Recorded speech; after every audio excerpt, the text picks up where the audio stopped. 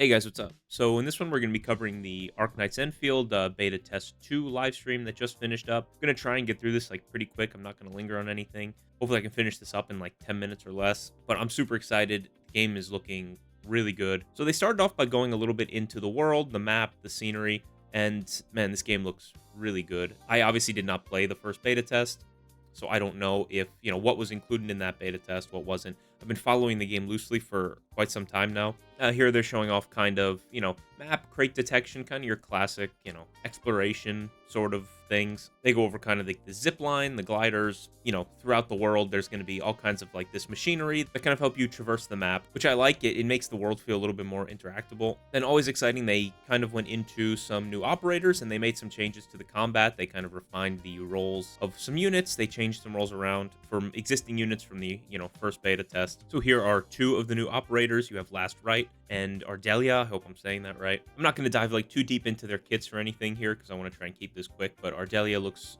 great, as does Last Right. I think they both look really cool. If you go back and you watch the stream, if you want to kind of skip through it, their little combat showcases, both units look really cool, really unique. As with everything else in this game, the combat animations look really polished. Then we have two other new operators. They also kind of introduced a set of like 4-star units. Looks like they kind of cover the elements and the roles. Kind of just your basic like 4 stars to get started. Obviously, they slot in nicely on teams of like, mono element units or, whatever else you're trying to do on a specific team. Just more 4-star options to kind of fill those gaps in different team comps, especially early in the game when you might not have a ton of, of the more premium units. Then here kind of is a list of like the existing operators and the 9 new operators that they're introducing in this beta test 2. And then it seems like they've done some updating and fine tuning to each of the like operator classes and the like damage type elements. So obviously you can see at the bottom physical, heat, electric, cryo, and nature that each unit, falls into. And then you have classes guard, which kind of excels at making enemies vulnerable, applying physical statuses. Caster excels at applying arts afflictions and arts reactions. Those are kind of like your DPS kind of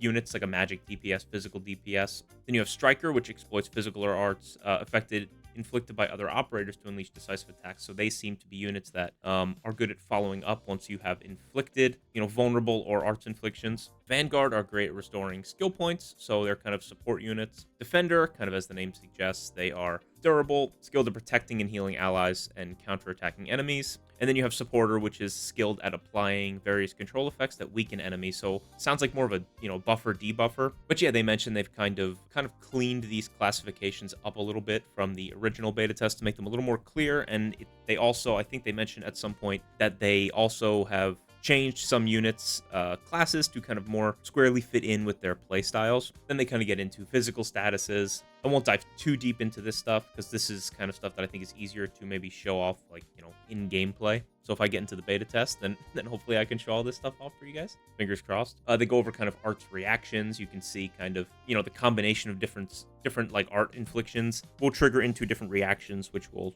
do different things, theoretically apply different status effects. And I like that there are like mono effects. So like if you want to go like with a mono fire team, there's like a heat burst effect. But if you want to say run, a fire team, but also run a cryo unit, you can still pair those units well together.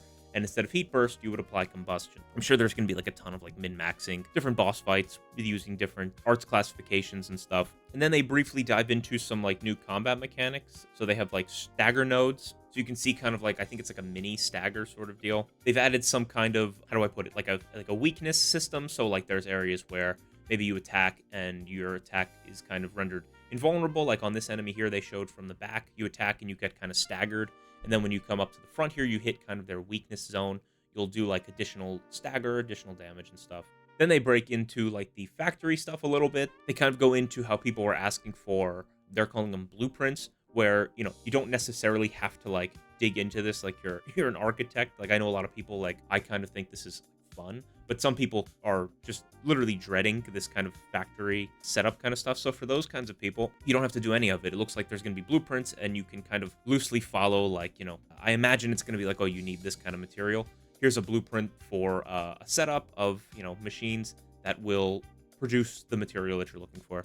Maybe it won't be as optimized. I'm sure it won't be as optimized as if you are just going to go in there and like do it yourself. If you can't be bothered to run this, and this is like, I don't want to play this game because I don't want to do the factory stuff, well, here's your answer. I'm glad they're doing this because, like I said, I want to learn the factory system and I want to do it manually. I know there is like a large portion of people who just have no interest in this. So I think this is a great decision for them to add to the game. Then they showed off this kind of like reception area, which is almost like trophy room of sorts. You can kind of put stuff up. You can put up like different, banners and stuff, customize, decorate. Then for beta test 2, they added controller support, adaptive trigger support, vibration support. So kind of a lot of stuff for PlayStation controllers, DualShock controllers. One thing I really like is I play this on PC. I will be playing this on PC, but I always kind of download the game on mobile, just in the event that like I'm away or whatever, and I still need to do dailies at least or whatever. They added main screen layout customization, so you can actually move some of the buttons that you kind of are frequently using around the screen, reposition, resize. Basically lets you like remap controls on mobile, which is really cool.